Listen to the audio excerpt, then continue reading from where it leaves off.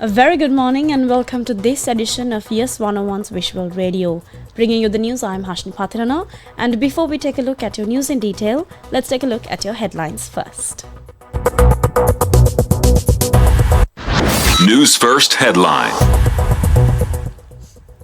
Postal voting for the 2024 parliamentary election commences today. Showers expected in several provinces. In international headlines, US calls deadly Israeli airstrike horrifying. And in your sports, it's cricket. Sri Lanka set to host men's T10 competition in December.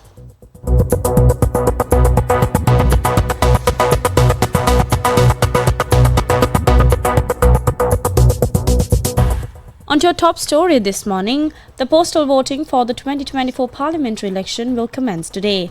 Commissioner General of Elections Saman Sriratnayaka said that over 738,000 state sector employees are eligible to cast their vote in the postal voting for the parliamentary election.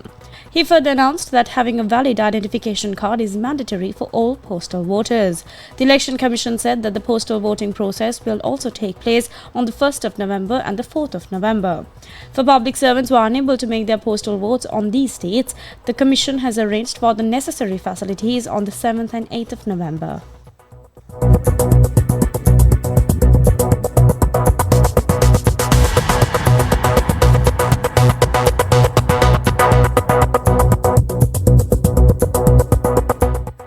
Now moving on to another local news, we are bringing to you a weather update.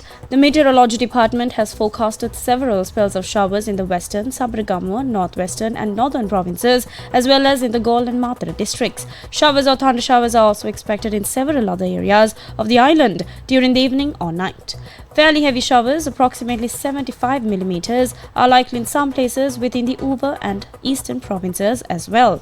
Now, the general public is advised to take adequate precautions to minimize damages caused by temporary localized strong winds and lightning during thunder showers.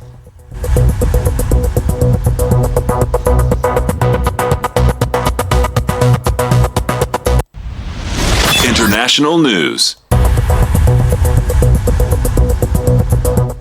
Now shifting your focus to the international arena, at least 93 people are dead or missing after an Israeli airstrike on the town of Beit Lahia in northern Gaza, the Hamas-run health ministry says, in an attack that the United States called horrifying. Now, rescuers said a 5-story residential building was hit and videos on social media showed bodies covered in blankets on the floor. The Israeli military said it was aware of reports that civilians were harmed yesterday in the Beit Lahia area. It added that the details of the incident were being looked into. Now, the Israeli Defense Forces, or the IDF, have been operating in northern Gaza during the past 2 weeks, particularly in the areas of Jabalia, Beit Lahia and Beit Hanun. The director of the nearby Kamal Adwan Hospital in Jabalia, Hussam Abu Shafia, told foreign media that children were being treated at the hospital, which is struggling to treat patients due to the lack of staff and medicine.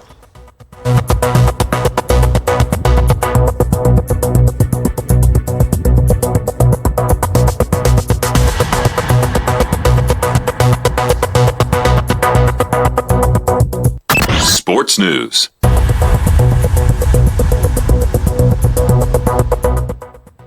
Now moving on to the sports update. According to a release by Sri Lanka Cricket Board, Sri Lanka is set to host its first men's T10 tournament between December 12th and the 22nd.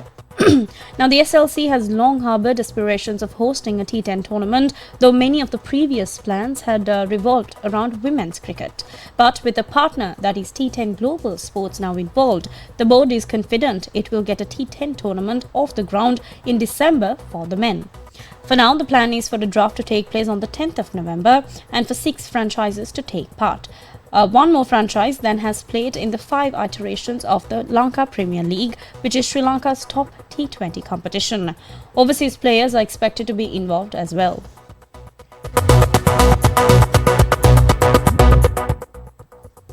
And with that, we wrap up this edition of Yes 101's Visual Radio. I'm Hashni Pathirana. Thank you for watching and stay tuned for more of the very latest.